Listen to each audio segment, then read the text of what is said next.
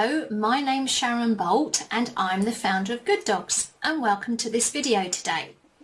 Now during the video I'm going to talk about how to integrate dogs who are dog aggressive. Now there's so much of this that we hear about today, and I know if you're an owner who has a dog that's aggressive, then it's a nightmare and a time of fear when going out.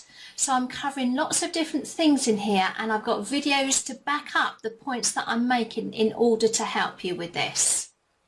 So with dog aggression, there's two sections. There's the dogs who are aggressive and the part that owners play.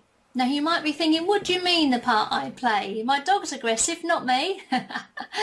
Well, I'm going to go into that. There is a part that we play that we add fuel to the fire here, so I'm going to be covering that. So there's actually three types of dog aggression with other dogs. There's what's called the dominant aggression. So these are the dogs that really charge other dogs. These dogs are really in your face. You know, there's an intent there, to do damage. There's also fearful aggression. Now, these are the dogs that if you get too close, they lunge or they attack. And it's very much that attack before being attacked syndrome and reaction.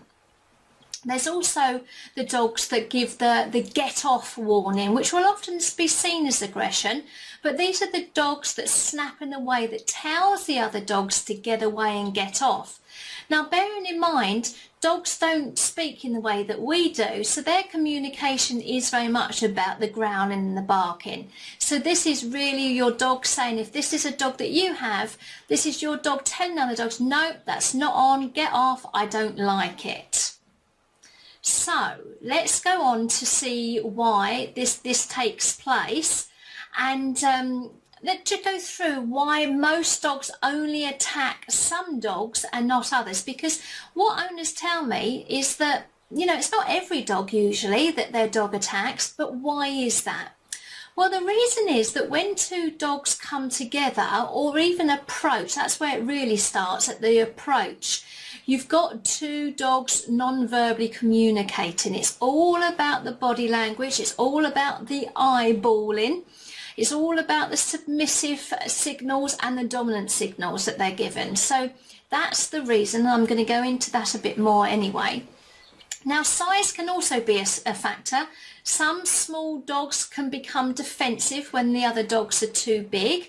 And also some bigger dogs can assert their dominance because of that, height can be seen as dominant and superior in the world of dogs. So for that reason, that can be the case.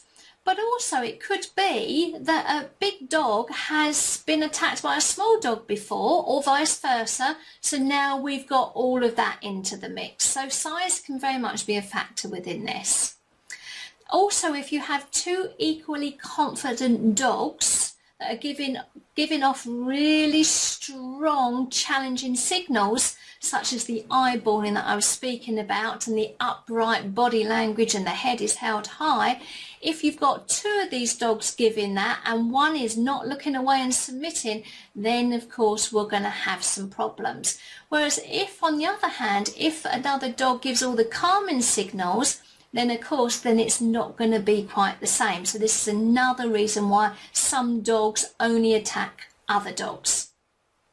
Now it can also be that some dogs only attack entire males. So these are the dogs that haven't been castrated, so you've got the testosterone. Can happen, but there's a bit more that I'm going to add to the mix about that a bit later on. And of course we can have this past history association where, there's been a particular breed of dog that has attacked. So of course there starts to become an association around that particular breed. There also is another part into that mix that I'm going to refer to later as well.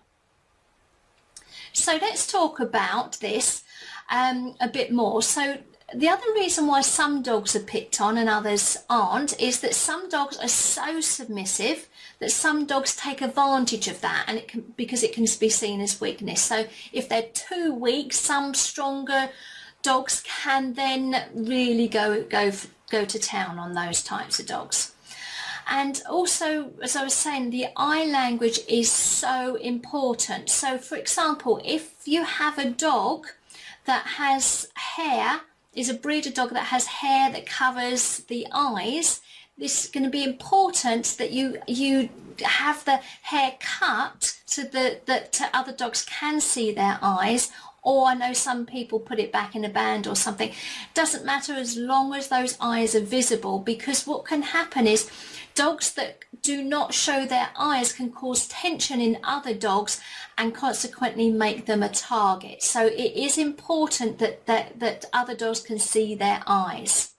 And this is the reason why some dogs pick on black dogs, because the eyes very much go into the mix. So if you've got a dog that has a black head or is completely black, then of course we've got the eyes usually that have gone into the whole mix of the dogs, so it's not clear what the dog is communicating. So that's another reason why some dogs only pick on black dogs, because of that tension that's created.